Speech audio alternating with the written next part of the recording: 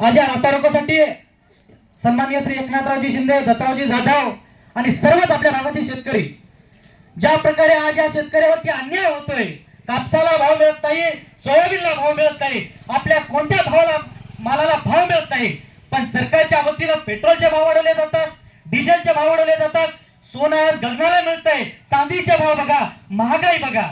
सरकार म्हणतंय एक प्रकारे आम्ही जीएसटीचे दर कमी करतोय, पण अद्यापर्यंत कोणताही व्यापारी जीएसटीचे दर कमी करून आपल्याला कोणतंही सामान देत नाही. शेतीचे माल असो, कीटकनाशकाचे खत बियाणे असो, कोणत्या प्रकारे जीएसटी कमी होत नाही. आधीची प्रकारे जीएसटीची मागची जीएसटी ती जीएसटी लावली जाते, पण आमच्या शेताच्या मालाला भाव मिळत नाही. एक काळ असा होता ज्यावेळेस सोयाबीन 6 ते 7 हजार रुपये क्विंटल विकत होतं, ते सोयाबीन आज 2.5 ते 3 हजार रुपये क्विंटल सोयाबीन विकतंय.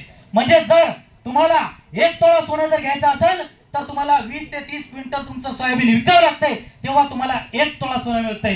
एक काळ असा होता की ज्यावेळेस तुम्ही 1 क्विंटल कापूस शिकला त्यावेळेस 1 क्विंटल सोनं मिळत होतं. मग हे आलेले आजचे दिन कुठे आहेत? सर्वसामान्याला हा प्रश्न पडतोय की मग आजचे दिन कुठे आहेत? या आजच्या दिनच्या नावाखाली या शेतकऱ्यांना भरकवलं जात आहे. पीएम किसानचे 2,000 रुपये आपल्याला मिळाले की आपण सर्वजण खुश होतो.